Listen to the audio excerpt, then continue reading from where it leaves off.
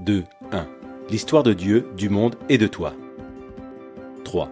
Dieu est l'union de trois personnes liées par l'amour. Au commencement, ils étaient trois, le Père, le Fils et le Saint-Esprit. Non pas trois dieux différents, mais un Dieu, union indissoluble de trois, une triunité ou trinité. La Trinité n'est pas un problème de maths ou une ancienne énigme. C'est la bonne nouvelle que Dieu est amour. Depuis toujours, le Père a aimé son Fils dans l'unité de l'Esprit. Comment pouvons-nous nous représenter cela ? En fait, le Fils de Dieu est l'image de Dieu. Il nous donne accès à la vie de Dieu. Ainsi, considérons par exemple la scène du baptême du Fils de Dieu. Nous y voyons le Saint-Esprit descendre sur lui, tandis que le Père déclare « Tu es mon enfant bien-aimé, tu fais toute ma joie ». Cette scène est un aperçu de la vie éternelle de Dieu. Le Père a toujours aimé son Fils avec la joie du Saint-Esprit. Mais cet amour était trop beau pour qu'il le garde pour eux. Le Dieu d'amour souhaitait le partager. Ainsi, le Père a fait un monde au travers de son Fils et par son Saint-Esprit, car il veut que des milliards d'enfants rejoignent sa famille. Toi et moi avons été créés pour entendre cette déclaration. Tu es mon enfant bien-aimé, tu fais toute ma joie. Le sens de la vie, c'est de trouver notre place avec eux. 2. L'histoire du monde est l'histoire de deux hommes. Dieu a placé un homme, Adam, à la tête de l'humanité pour qu'il la bénisse et prenne soin d'elle. Mais Adam se détourna de Dieu, se replia sur lui-même et plongea le monde dans la mort et la malédiction. L'humanité fut déchue de la grâce. Maintenant, nous partageons tous cette humanité brisée et nous ressentons les effets de sa malédiction. La race humaine est comme un sapin de Noël qui a été abattu et arraché de sa terre naturelle.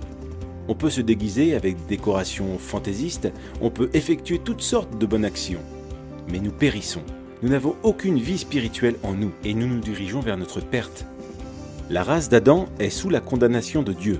Dieu a prononcé un non définitif à ce mode de vie parce qu'il veut quelque chose de très différent pour nous.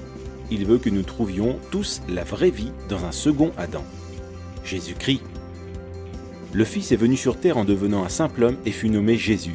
Il est entré dans notre monde brisé et a pris en charge notre cause perdue. Comme un champion qui gagne la course pour nous, Jésus prit place dans nos chaussures et vécut la vie parfaite que nous ne pourrions jamais vivre. Puis, sur la croix, il mourut d'une mort maudite, mort qui devait être la nôtre. Mais en faisant cela, il prit la nature maudite d'Adam et l'anéantit. En effet, 3 jours plus tard, il revint à la vie, avec une vie vraiment nouvelle, là où il n'y a ni mort ni malédiction. Il nous invite maintenant à entrer dans sa vie et dans sa famille. 1. Tu fais un avec Adam. Feras-tu un avec Jésus ? Par notre naissance, nous faisons un avec Adam. On dit bien tel père, tel fils. C'est pourquoi nous partageons aussi sa nature égoïste, sa mort et sa malédiction. Unis à Adam, nous n'avons pas de vie en nous-mêmes et aucun espoir pour l'avenir. Mais Jésus vient pour offrir une incroyable union avec lui. Telle une branche de sapin de Noël, nous pouvons être coupés de l'arbre Adam et greffés à l'arbre Jésus-Christ. Pensez aussi à une autre image d'union. Nous pouvons faire un avec Jésus comme dans un mariage. Imaginez un mariage entre un prince et une mendiante. Elle est sale et pauvre, avec un nom honteux et un avenir sans espérance. Pourtant, le prince l'aime et s'offre à elle dans le mariage. Dès qu'ils sont unis, que se passe-t-il ? Le prince prend toutes les dettes de son épouse et elle reçoit toutes les richesses de son prince. Il couvre son nom honteux et lui donne son nom. Elle est invitée dans sa vie, sa famille et son héritage. Grâce à son prince, elle peut appeler le roi papa. Et tout cela grâce à leur union conjugale. C'est exactement la même chose avec Jésus. Si nous le recevons, tout ce qui est nôtre, notre péché, notre malédiction deviennent siens. Il paie le prix de tout cela sur la croix. Et tout ce qui est sien, sa justice, son héritage, deviennent nôtres.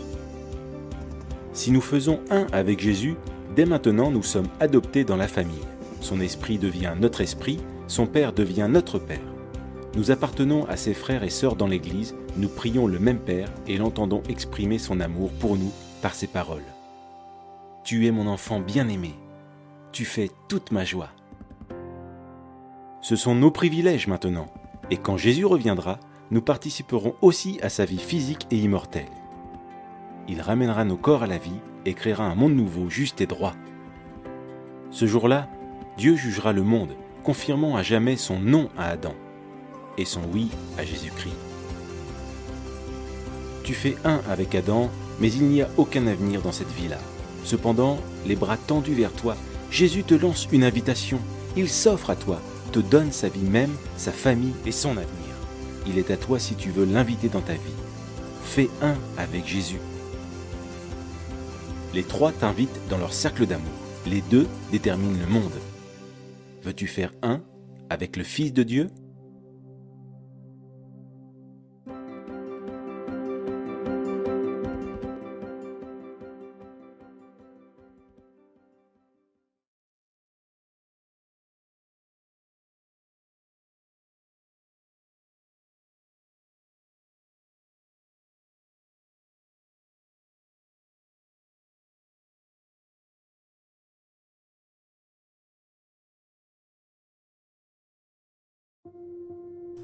J'ai 18 ans et mon prénom est Reise. Je suis né dans une famille bénino-gabonaise. Mes deux parents sont musulmans et donc il va de soi que j'ai grandi musulman. Dans ma famille, seul mon père et ma mère sont pratiquants. Je n'ai jamais mis le pied dans une école coranique. Lorsque j'étais plus petit, je me souviens qu'elle essayait de m'apprendre la première étape de la prière et encore, ça me reste dans la tête aujourd'hui. Adolescent, elle me menaçait même avec douceur toutefois, mais normalement à 10 ans, lorsqu'un jeune musulman refuse d'apprendre, on doit le corriger, mais j'en riais. Un moment, venait les temps de jeûne du Ramadan et je désirais profondément passer toute la journée sans manger ni boire. On m'amenait à la mosquée faire les veillées de prière et je vous assure que ce n'est pas un jeu. Quasiment 3 heures debout à attendre un gars qui fait des invocations. J'attendais souvent des gens pleurer derrière moi. Je ne pouvais pas bouger parce qu'on était trop serré. C'est obligatoire d'être serré pour éviter que le diable ne se mette au milieu de nous. Cela devient monotone et certains s'efforcent de respecter les paroles de leurs prophètes, comme par exemple exercer la charité, mais pour le vrai, il n'y a aucun changement dans nos vies. Ce sont des simples abstinences qui font souffrir. À la moindre épreuve, on rejetait tout aisément. Le cœur n'est pas changé. Je n'ai jamais rencontré d'adultes plus malhonnêtes que les musulmans. En fait, j'ai même remarqué que les gens deviennent musulmans pour prospérer. Leur métier de prédilection est le commerce. Mais là encore, on ne voit pas les fruits de l'esprit. Bref, de fil en aiguille, mes parents, ma mère notamment, a essayé de me plonger dans ces pratiques islamiques, mais elle n'a jamais réellement réussi. Je ne saurais expliquer comment ni pourquoi. En 2015, j'ai changé d'établissement et je suis allé chez les catholiques. Comme la prière était obligatoire les matins, je copiais bêtement. Plus tard, j'ai remarqué que 2 des jeunes ne faisaient pas cette prière. Ils m'ont dit que la religion n'a rien à voir avec Dieu. Catholique, protestant, musulman, Dieu n'est pas dans ces choses. J'ai été profondément touché par leur message et le témoignage de l'un d'entre eux qui était un bandit, un boxeur et très violent. Son témoignage m'a touché. Rien à voir avec ce faux Dieu Allah, qui ne m'exauce même pas, et pour moi, la prière était simplement une récitation de choses qu'on ne comprend même pas. Aujourd'hui, je prie quand j'en ai envie et je dis ce que je veux. Je persévère dans la charité et je suis rempli d'amour pour tous les hommes. Les musulmans qui se disent modérés, tout comme je l'étais, ne sont pas des musulmans. Un vrai musulman observe tout ce qu'il voit dans son grimoire islamique et n'en perd pas un iota. Si quelqu'un me dit que je n'étais pas sincère dans ma foi et que c'est pour cela que j'étais égaré, sachez que si vous faites évoluer le Coran pour le mettre aux normes et que vous négligez des passages qui appellent au massacre des mécréants ou non-croyants en l'islam, vous ne différez en rien de celui que j'étais. Aujourd'hui, je vois d'où je suis venu. Je vois les plagiats de la Torah et de l'Évangile contenus dans le Coran. J'entends dire que la Bible n'a été traduite que beaucoup plus tard en arabe. C'est pour cela que l'islam ne l'aurait pas plagié. Toutefois, ce n'est pas chose compliquée que de trouver la mention des Arabes dans la Bible. Pourquoi ils n'étaient pas si dévoyés alors? Pourquoi l'Évangile ne leur serait pas parvenu, peu importe la langue? Que Jésus se révèle à ces gens comme il l'a fait pour moi, c'est ma prière. Je suis pour toi, tu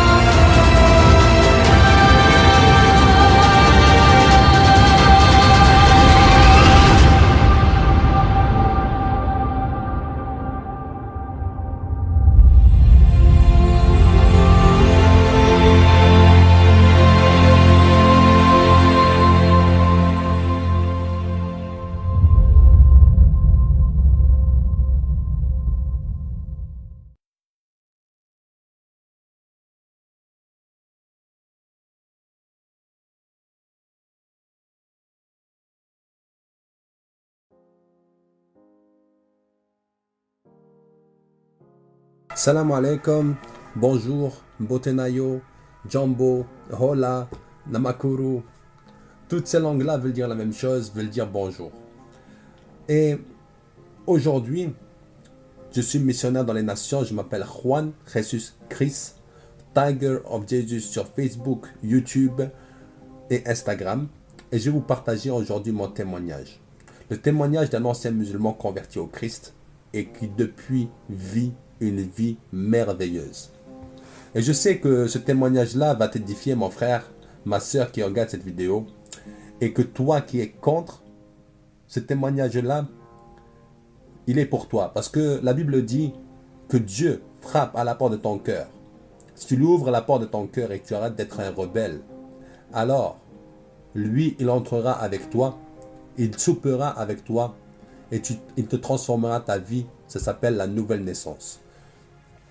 Aujourd'hui, je viens vous parler en fait de ce témoignage. Et on va commencer maintenant par ma naissance. Je suis né en 1990 en Algérie. Et ma mère, elle est médecin et mon père, chef d'entreprise. Quand je suis né, en fait, j'avais des malformations cardiaques. Et je devais mourir. Je devais mourir. Ma mère, qui est même médecin, disait « Non, mon enfant ne va pas vivre. Parce que sa maladie, elle est très compliquée et je ne vois pas mon enfant vivre. » Non pas parce qu'elle ne m'aimait pas. Elle m'aimait. Et la preuve, c'est qu'elle m'a emmené d'Algérie à Paris, en France, pour que je subisse une opération.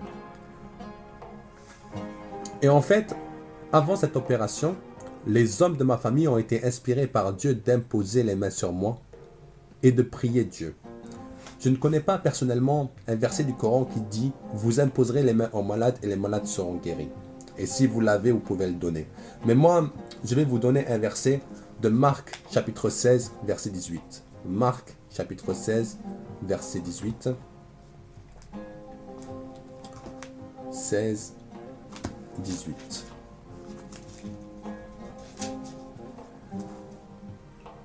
Ils imposeront les mains aux malades et les malades seront guéris. Donc ici nous voyons très bien que j'ai été guéri par le Dieu de la Bible, le Dieu de la Torah. Parce que Dieu est amour. Dieu n'a pas de religion. Dieu n'est pas juif, chrétien ou musulman, mais Dieu, il est amour. Et celui qui suit l'amour, c'est celui-là qui est dans la vérité. Dans Matthieu chapitre 8, verset 16 à 17, Matthieu chapitre 8, verset 16 à 17, 8, 16, 17.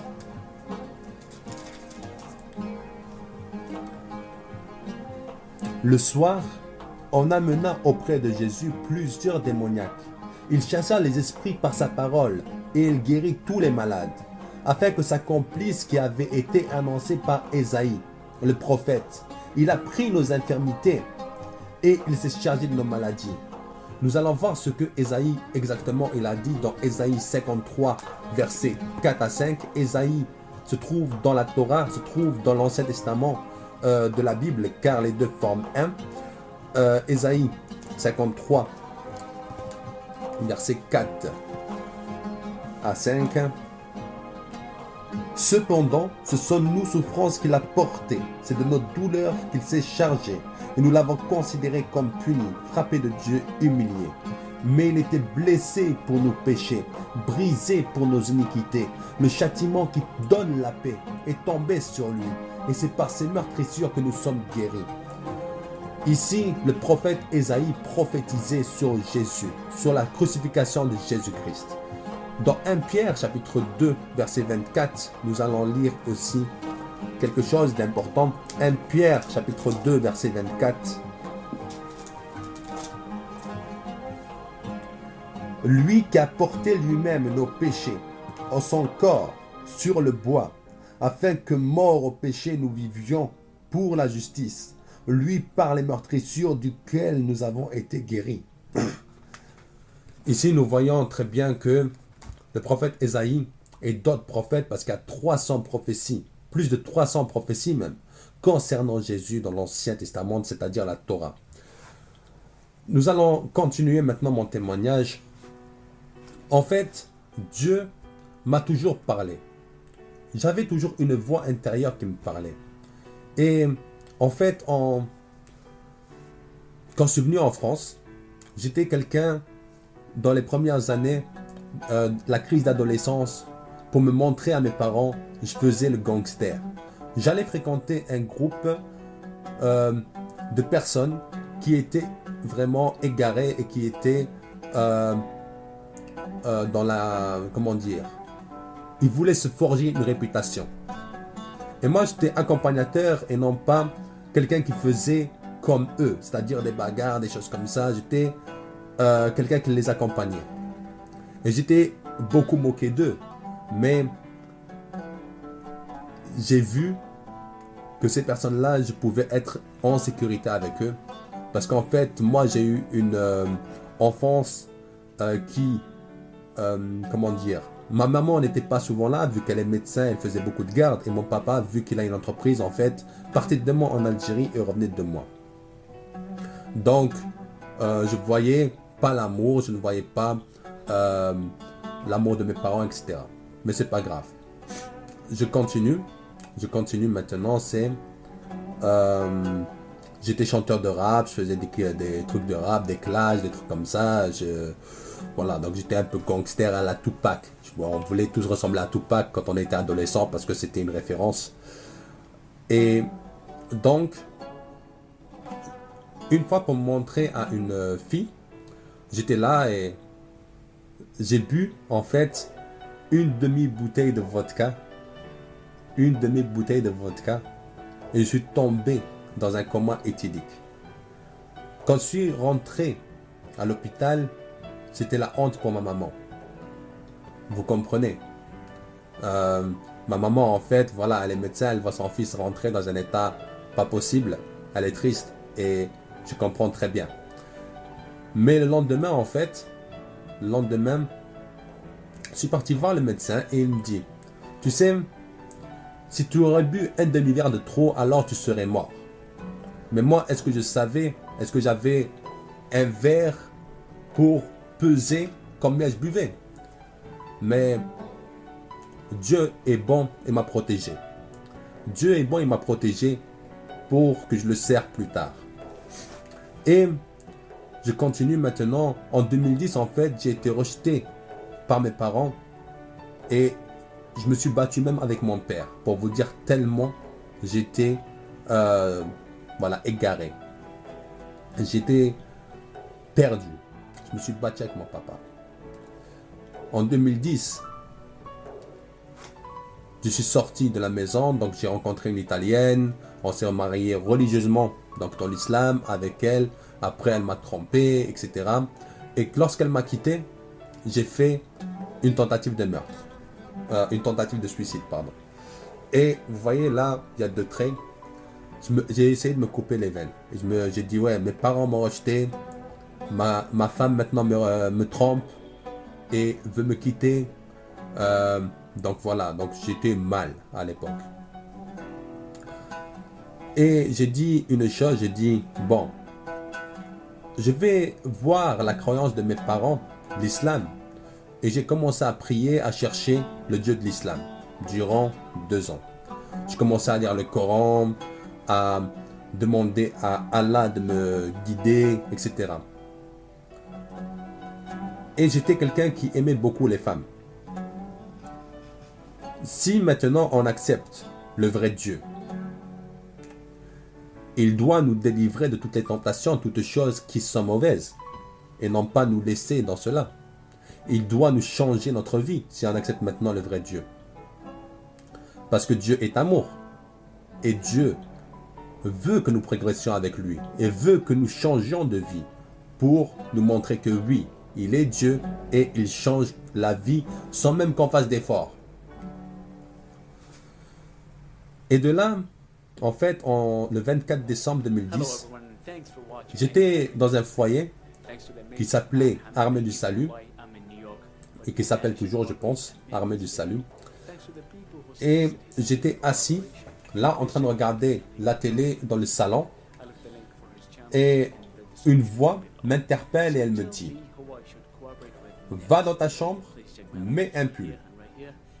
J'ai obéi à cette voix, je suis monté dans ma chambre, j'ai mis un pull et je suis redescendu. Pardon. Je suis redescendu dans le salon donc pour regarder une émission de télé qui va passer et qui il y avait à l'époque mon chanteur préféré Garo qui devait passer.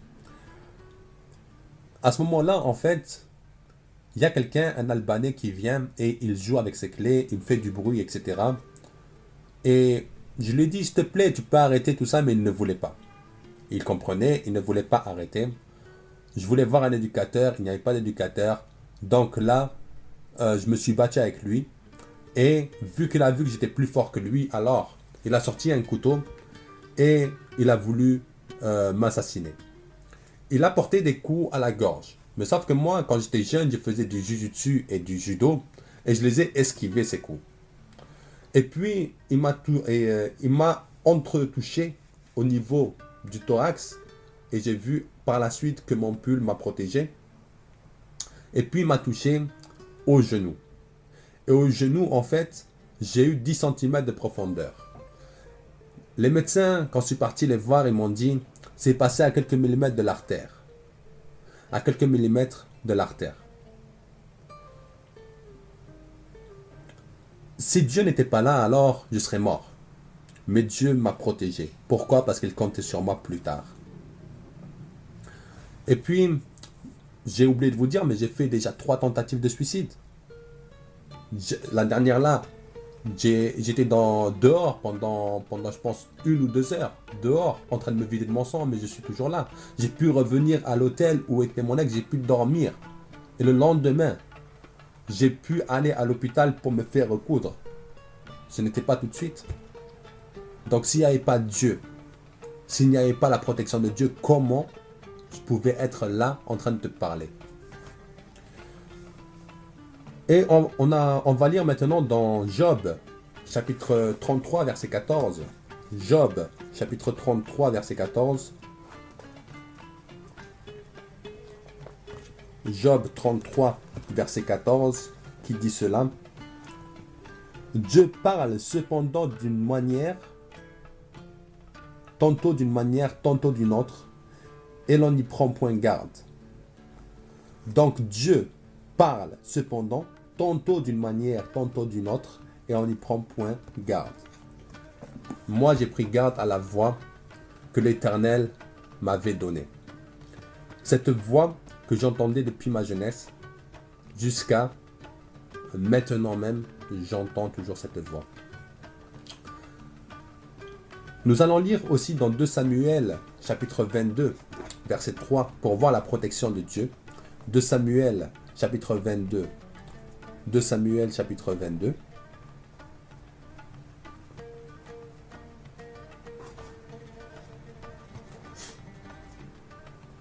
De Samuel 22,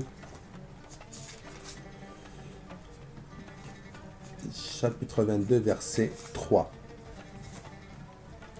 Dieu est mon rocher, où je trouve un abri. Mon bouclier est la force qui me sauve. Ma haute retraite est mon refuge. Ô mon sauveur, tu me garantis de la violence. Dieu m'a garanti de la violence plusieurs fois. Psaume 54, verset 4. Psaume 54, verset 4.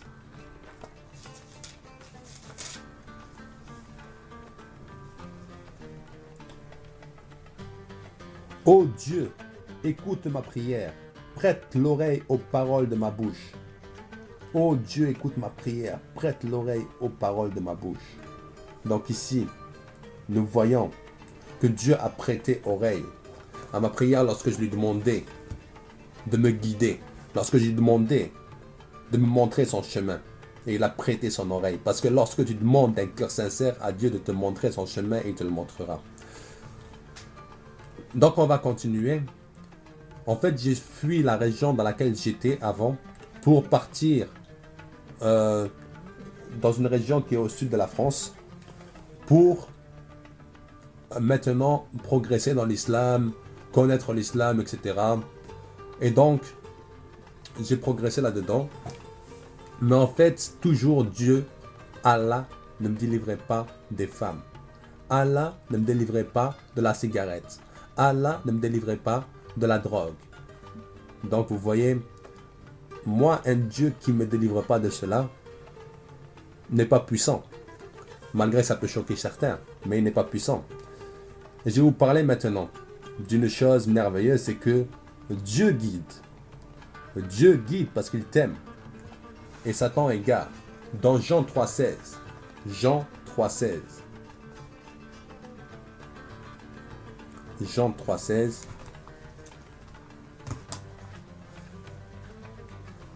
Car Dieu a tant aimé le monde qu'il a donné son Fils unique, afin que quiconque croit en lui ne périsse pas, mais qu'il ait la vie éternelle. Dieu, en effet, n'a pas envoyé son Fils dans le monde pour qu'il juge le monde, mais pour que le monde soit sauvé par lui. Celui qui croit en lui n'est point jugé, mais celui qui ne croit pas est déjà jugé, parce qu'il n'a pas cru au nom du Fils unique de Dieu. Et ce jugement, c'est que la lumière étant venue dans le monde, les hommes ont préféré les ténèbres à la lumière, parce que leurs œuvres étaient mauvaises. Car quiconque fait le mal est la lumière, et ne vient point à la lumière de peur que ses œuvres ne soient dévoilées. Mais celui qui agit selon la vérité vient à la lumière, afin que ses œuvres soient manifestées, parce qu'elles sont faites en Dieu. Donc, nous voyons que Dieu n'égare pas, et il guide qui il veut. Dieu guide, et les personnes eux-mêmes s'égarent, parce qu'ils refusent le salut que Jésus a porté pour eux. La réconciliation que Jésus a fait avec le Père, les personnes le refusent, et c'est dommage pour eux. Et nous allons lire aussi dans 1 Pierre chapitre 5 verset 8 à 9. 1 Pierre chapitre 5 verset 8 à 9. 1 Pierre chapitre 5 verset 8 à 9. Soyez sobres, veillez. Votre adversaire le diable rôde comme un lion rugissant, cherchant qui il dévorera. Résistez-lui avec une foi ferme, sachant que les mêmes souffrances sont imposées à vos frères dans le monde. Le Dieu de toute grâce, qui vous a appelé en Jésus-Christ à sa gloire éternelle, après que vous aurez souffert un peu de temps, vous perfectionnera lui-même, vous affermira, vous fortifiera, vous rendra inébranlable. À lui soit la puissance au siècle des siècles. Amen. Donc ici, nous voyons aussi que Satan égare, mais que Dieu guide. Et lorsqu'on recherche le vrai Dieu, alors il faut être non pas endoctriné dans les croyances de ses ancêtres, mais fermer les yeux. Être comme aveugle, être comme si on vient de naître aujourd'hui. Et de là, Dieu se révélera à toi, parce que tu auras disposé ton cœur, et dans ta recherche personnelle, dans ta recherche sincère, tu auras maintenant trouvé le chemin de Dieu. Nous allons continuer maintenant. En 2012 donc, j'ai rencontré une personne, une Congolaise, parce que lorsque Dieu veut toucher une personne, il utilise ses points faibles. Moi, mes points faibles étaient les femmes. Et il a utilisé cette Congolaise pour me pousser à chercher, la vérité. C'est bien, le Coran te dit que Jésus-Christ n'a pas été crucifié, que Jésus-Christ n'est pas le Fils de Dieu, et c'est justement les arguments-là que j'ai donnés. Que Jésus-Christ était un prophète, c'est ces arguments-là que j'ai donnés. Mais le Coran ne prouve pas ce qu'il dit. Ne prouve pas ce qu'il dit. Donc, moi, je suis parti chercher des preuves à ce que le Coran dit. Et j'ai dit, ça va être facile pour moi maintenant de trouver ces preuves. Parce que si ces preuves-là viennent de Allah, du Dieu de l'islam, alors ces preuves-là seront faciles à trouver. Donc je suis parti, j'ai cherché. Je voulais ramener document sur document. Mais ces documents-là n'étaient pas vraiment fiables. Et puis j'ai dit, voilà, je vais aller sur YouTube et trouver une vidéo d'une personne qui va maintenant prouver ce que le Coran dit. Et comme ça, la personne avec qui je suis, pour maintenant la convertir à l'islam. Donc, je suis parti dans une recherche personnelle et je suis tombé sur des vidéos d'un ancien musulman converti au Christ. Et ce musulman-là disait, enfin cet ancien musulman disait des vérités sur l'islam. Moi qui étais enseigné en Algérie, sachez que l'Algérie ne pratique pas l'islam de l'Arabie Saoudite. La charia, elle n'est pas pratiquée. Elle n'est pas pratiquée là-bas. Donc, l'islam modéré que l'Algérie fait, ce n'est pas le véritable islam. Et si l'on recherche maintenant, on peut trouver. Mais si maintenant, on reste dans les doctrines de ses parents, alors on ne peut pas trouver, mon frère, ma soeur. Sache que si tu es dans le vrai chemin de Dieu, tu vas être délivré de beaucoup de choses. Tu vas être délivré de l'alcool, des drogues, des femmes, etc. Des insultes, de la violence. Quand tu es dans le véritable chemin de Dieu, parce que Dieu, il est amour. Et puis, je vais vous parler maintenant de la Bible. Ésaïe 53, 12. Ésaïe 53, 12. Ésaïe 53, 12. C'est pourquoi je lui donnerai sa part avec les grands.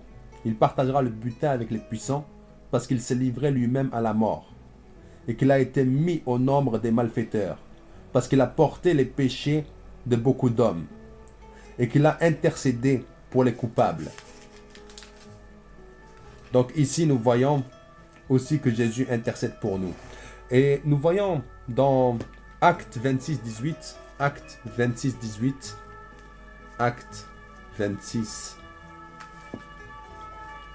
18.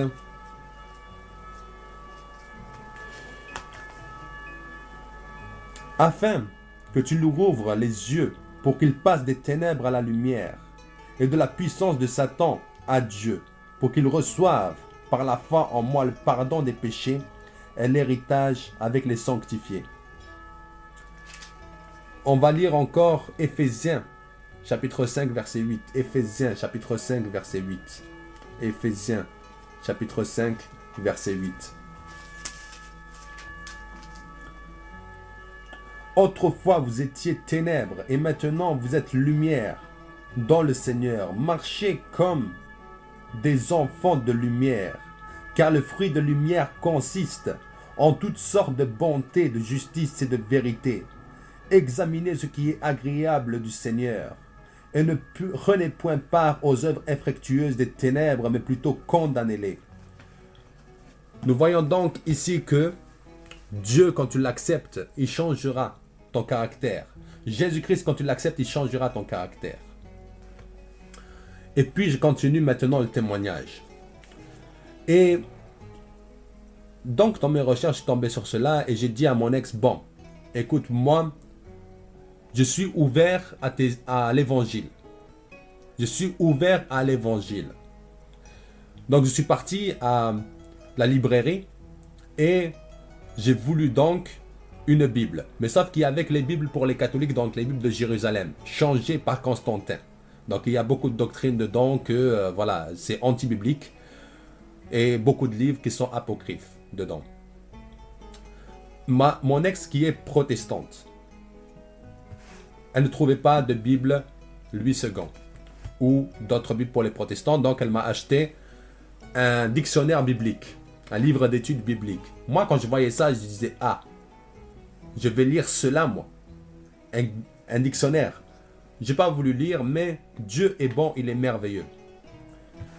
Dans la librairie, il y avait un livre qui était comme ça, qui était posé comme ça et il y avait le nom Jésus et Mahomet. Et c'est Marc Gabriel qui l'a écrit. Marc Gabriel, en fait, était un ancien imam, ex-professeur d'histoire à Al-Azhar, au Caire, l'une des plus grandes universités du monde islamique. Et cette personne-là s'est convertie et elle a fait un livre comparant les deux personnages de Mohamed et Jésus avec la Bible, le Coran et les hadiths. Donc, ce livre-là est fiable et ce livre-là, vraiment, il est merveilleux. Ce livre-là, cette voix même qui était dans ma tête lors de la tentative de meurtre, cette voix m'a dit, tu ne sors pas d'ici sans l'avoir pris. Donc je l'ai pris et je l'ai lu en 3 jours. C'était le mois de Ramadan 2012. Je l'ai lu et j'ai décidé à ce moment-là de donner ma vie à Jésus-Christ. Parce que ces enseignements-là étaient sincères et fiables. Ce n'étaient pas les enseignements que les imams ou je ne sais pas qui veulent te faire apprendre par la taqiyya, par le droit de mentir dans l'islam. Mais par des enseignements sincères et droits. Aujourd'hui, je viens aussi te dire, mon frère, ma soeur, que le soir même où j'ai donné ma vie à Jésus-Christ, le soir même en rêve, j'ai vu une Bible ouverte et une petite bougie allumée et elle me dit, même si la foudre les frappait, ils ne reconnaîtront pas la vérité. C'est-à-dire aujourd'hui, tu es en train de regarder cette vidéo et tu es peut-être en train de m'insulter, en train de dire, voilà, je suis égaré, en train de dire, voilà, je suis un traître, etc.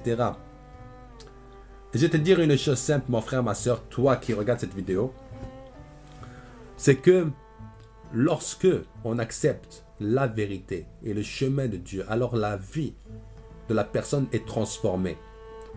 Les plus belles conversions, en fait, ce n'est pas la mienne, mais c'est des personnes comme Marc Gabriel qui ont baigné dans l'islam et qui comprenaient l'arabe littéraire, le Coran dans l'arabe littéraire, les hadiths. Ça, c'est des plus belles conversions. Et lorsqu'une personne dans ce style-là quitte cette croyance, qu'est-ce qui lui arrive? Des personnes veulent l'assassiner, des personnes le persécutent. Même moi, j'ai été rejeté par ma famille. Mais lorsqu'on a la vérité laisse libre choix à la personne de le quitter et d'aller dans le chemin des ténèbres. Mais le mensonge, lui, est là à emprisonner les personnes et à ne pas les faire quitter, à les persécuter lorsqu'ils quittent, à les tuer. Mais vous savez, la plus belle des choses, c'est que des personnes, lorsqu'ils acceptent Jésus-Christ, ils savent qu'ils sont dans la vérité et ils n'ont plus peur de perdre leur vie. Combien de personnes aujourd'hui, anciens musulmans, sont assassinés dans le monde? Sont assassinés dans le monde parce qu'ils ont accepté Jésus-Christ. Sont assassinés dans le monde parce qu'ils ont accepté la vérité. Combien de personnes? Ce livre-là que vous dites falsifié, mes frères, mes sœurs, ce livre-là qui est merveilleux, qui transforme des milliards de vies dans le monde. Des personnes qui étaient terroristes, des personnes qui tuaient des gens, qui n'acceptent pas les chrétiens, les juifs et toute personne qui refusait maintenant l'islam et les tuaient. Ces personnes-là maintenant aiment leurs ennemis. Ces personnes-là maintenant, leur vie est transformée. Leur propre famille ne les reconnaît plus. Des personnes qui étaient droguées, des personnes qui étaient condamnées comme moi, des femmes, de la pornographie, de la masturbation. Du jour au lendemain, Dieu nous a délivrés. Pourquoi? Parce que ce livre-là détient une vérité. Et le diable ne veut pas que tu acceptes ce livre. Pourquoi? Parce que lorsque tu acceptes ce livre, il y a une chose simple qui va se produire dans la vie d'une personne, c'est qu'elle est sauvée par grâce. Jésus-Christ a porté tes péchés à la croix. C'est-à-dire tu es sauvé. Tous tes péchés du passé ont été pardonnés. Toi qui es une femme, qui regarde cette vidéo, peut-être tu es musulmane, sache que l'islam ne va rien t'apporter. Parce que dans l'islam, il n'y a aucun verset du Coran qui te dit que tu iras au paradis, ma sœur. Mais il dit par contre que l'homme aura 72 femmes vierges au paradis. Toi qui es peut-être en train de m'insulter, toi qui es en train peut-être de me donner des malédictions, sache que je t'aime de l'amour de Dieu. Sache que je t'aime de l'amour de Dieu. Parce que Dieu est amour. Et lorsqu'on est avec Dieu, alors on aime même ses ennemis. On aime même ses ennemis. On prie pour ceux qui nous persécutent. Alors voilà c'est quoi le chemin de Dieu. Le chemin de Dieu n'est pas celui qui dit de couper les mains. Ce n'est pas celui qui dit de lapider. Ce n'est pas celui qui dit d'avoir plusieurs femmes. Ce n'est pas celui qui dit que la femme a la moitié d'un cerveau d'un homme. Ce n'est pas celui qui dit qu'il faut jeter des pierres sur des stèles. Ce n'est pas celui qui dit tant de choses dans ce style-là. Mes frères, mes sœurs, mais la volonté de Dieu, c'est quand tu l'acceptes, alors tu changes complètement de caractère. Que les personnes ne te reconnaissent plus. Voilà c'est quoi la volonté de Dieu dans ta vie. Mon frère, ma soeur, aujourd'hui, je viens te donner une assurance de la vie éternelle. Jean 3,6. Jean 3,6. Jean 3,6.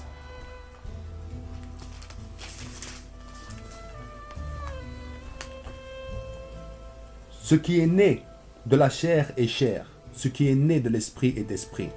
Toi, tu es né de la chair, du ventre de ta maman. Mais est-ce que tu es né de l'esprit? Est-ce que ton esprit, lorsque tu es avec Dieu, est renouvelé? C'est-à-dire, est-ce que toi, qui as donné peut-être ta vie à Allah, est-ce que maintenant, tu ne mens plus? Est-ce que maintenant, tu bois plus? Est-ce que maintenant, tu fumes plus? Est-ce que maintenant, tu es délivré de tout le mal? Tu prends plus de médicaments, par exemple? Et moi, je te demande une chose. Si ce n'est pas le cas, pose tes genoux à terre et demande à Jésus-Christ de te délivrer de cela. Et tu verras des choses merveilleuses dans ta vie. C'est que Jésus-Christ, vu qu'il t'aime et qu'il t'a fait regarder cette vidéo, ce n'est pas un hasard. Jésus-Christ t'aime et il t'a fait regarder cette vidéo. Ce n'est pas un hasard, mon frère, ma soeur. Alors, Jésus-Christ te délivrera de tout. Te délivrera des tentations, te délivrera de la cigarette, te délivrera des drogues, te délivrera de l'alcool, des femmes, de la masturbation, de la pornographie et tant d'autres choses qui appartiennent au monde des ténèbres. Dans Éphésiens chapitre 2,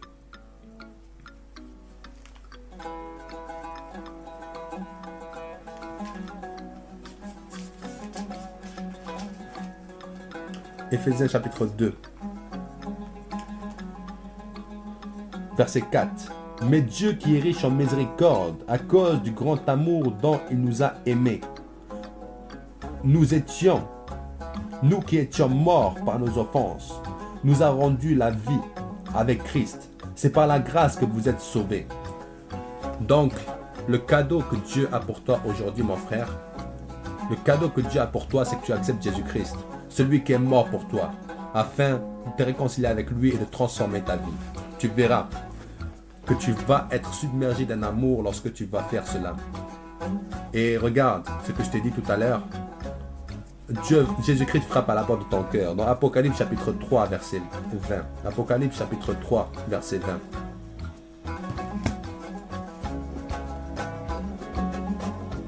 Voici, je me tiens à la porte et je frappe.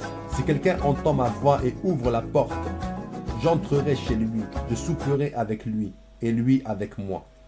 Alors ouvre la porte de ton cœur à Jésus-Christ et tu verras que tu seras transformé, changé, mon frère, ma soeur. Peu importe ce que tu as fait dans ton passé, sache que si tu acceptes Jésus-Christ aujourd'hui, tu verras un grand amour te submerger, un grand amour changer ton caractère, un grand amour maintenant transformer ta vie. Nous allons prier pour clôturer et je vais remettre maintenant cette vidéo entre les mains de Dieu. Papa, je remets cette vidéo entre tes mains, que les personnes, papa, qui regarderont cette vidéo puissent être touchées, que les cœurs puissent être ouverts à ta parole, que tu puisses leur transformer leur vie. Papa, tu sais, dans ta parole, il est marqué, car tu ne veux qu'aucun périsse, mais que tous parviennent à la repentance, à la vie éternelle. C'est pour cette raison, papa, que tu n'égares pas et guides qui tu veux, mais que tu guides vraiment les personnes qui sont sincères à la repentance et tu leur transformes la vie. Papa, je te demande de toucher les cœurs. Touche les cœurs, papa, touche les cœurs. Papa, s'il te plaît, qu'ils puissent regarder que tu es vraiment le Seigneur et Sauveur de ce monde. Le Seigneur et Sauveur. Qu'ils puissent être submergés d'un amour. Que le Saint-Esprit, papa, puisse être en eux. Et qu'ils puissent maintenant t'accepter comme leur Sauveur personnel. Papa, s'il te plaît, lorsque un homme se repent sincèrement, tu détournes pas ton regard de lui. Alors papa, garde-les et que ta face, papa, il puisse la voir, que ce soit en rêve, en vision ou toute autre manifestation, papa, afin que qu'il puisse maintenant t'accepter et qu'il puisse maintenant être sauvé, qu'il puisse maintenant être compté parmi ceux qui auront la vie éternelle, le paradis. Sois loué, sois béni. Papa, je prie pour les malades, que les malades, papa, puissent être guéris, que les malades, papa, puissent être délivrés, comme tu m'as délivré moi, lorsque j'étais enfant, que tu puisses, papa, les délivrer de cette même manière, que Satan, papa, n'a plus de pouvoir dans leur vie, papa. Je les chasse au nom de Jésus-Christ. Je chasse Satan au nom de Jésus-Christ de leur vie. Et je brise toute cette chaîne, papa, de l'ennemi qui veut les emprisonner dans une secte, dans une doctrine qui n'est pas de toi, papa. Je brise au nom de Jésus-Christ. Papa Yahweh, je te demande, s'il te plaît, que tu puisses les bénir, que tu puisses vraiment bénir ces personnes-là qui regardent cette vidéo et qu'ils puissent t'accepter dans leur vie toujours. Qu'ils puissent être fortifiés et qu'ils puissent voir ton immense amour. Au nom de Jésus-Christ, nous avons prié. Amen. Amen. Amen. Merci mes frères. Mon nom sur Facebook, c'est Tiger of Jesus. Mon nom sur YouTube, c'est Tiger of Jesus. Et Instagram, c'est Tiger of Jesus. Pour les personnes qui veulent donner leur vie à Jésus-Christ, j'ai une Bible gratuite pour vous. J'ai une Bible gratuite pour vous. Ceux qui veulent donner leur vie à Jésus-Christ aujourd'hui, sachez que j'ai la parole de Dieu pour vous. Vous la lisez et vous verrez. Vous verrez que Dieu vous aime. Malgré que tu étais dans le monde, malgré que tu étais dans une secte, malgré que tu étais, je ne sais pas, mais sache qu'aujourd'hui, Dieu veut que tu sois avec lui. Je vous aime de l'amour de Dieu. Demeurez bénis. Bye bye.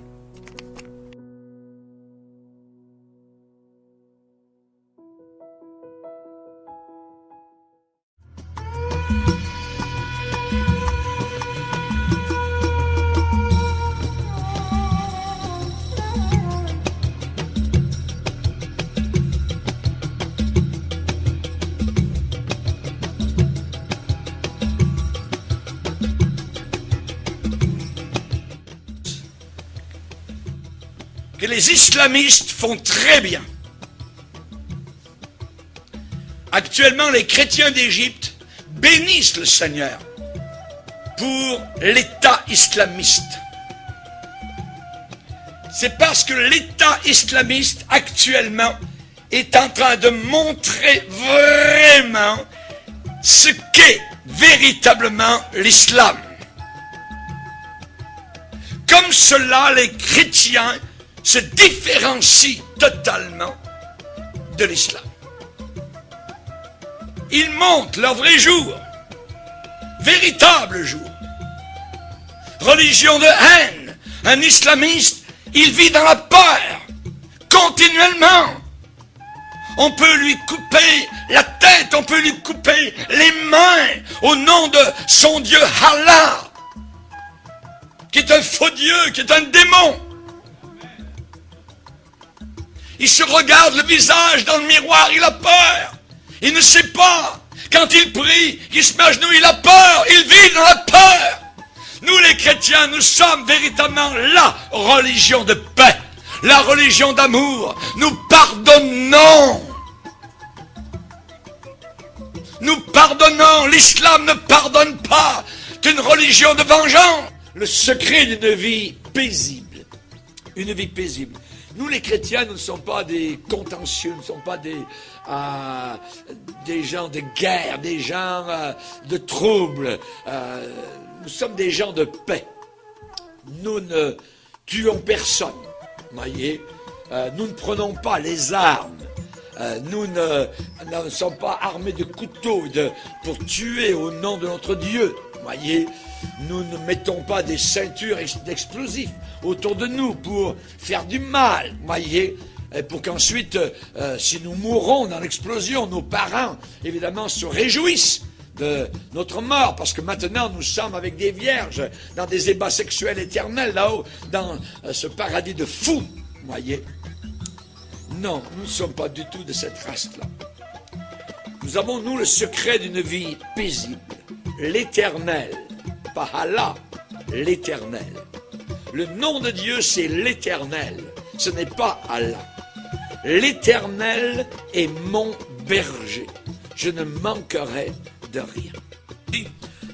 Dans les locaux de ce journal, Charlie, eh bien, il y avait un homme du gouvernement français qui déclarait en disant, eh bien, ces gens-là tuent.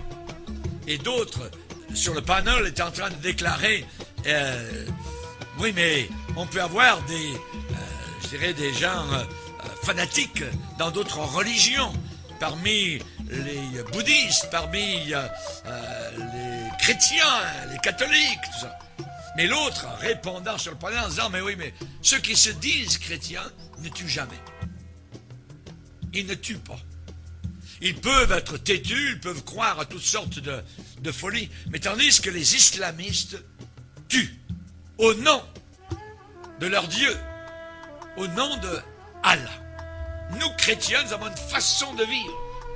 Et lorsque des musulmans lisent la Bible, ce qui leur est interdit normalement, arrive à Matthieu chapitre 5 où Jésus dit « Aimez vos ennemis. Priez pour ceux qui vous haïssent. » Le musulman est totalement étonné devant ce que Jésus demande. Parce que dans son livre à lui, nous le verrons durant la conférence, la fameuse conférence, et elle va être sur Internet, ça s'appelle « Le Coran et le Christ ». Ceux qui nous écoutent actuellement peuvent aller voir donc sur Internet « Le Coran et le Christ » et vous allez voir donc ce que le Coran déclare et ce que la Bible déclare. Si vous descendez dans le Coran, vous descendez dans un enfer. Quand vous lisez la Bible, vous prenez une bouteille d'oxygène céleste, de pardon, de libération, voyez. Alors que l'intégrisme islamiste, eh bien, assujettit les peuples entiers sous la férule des démons et de Satan.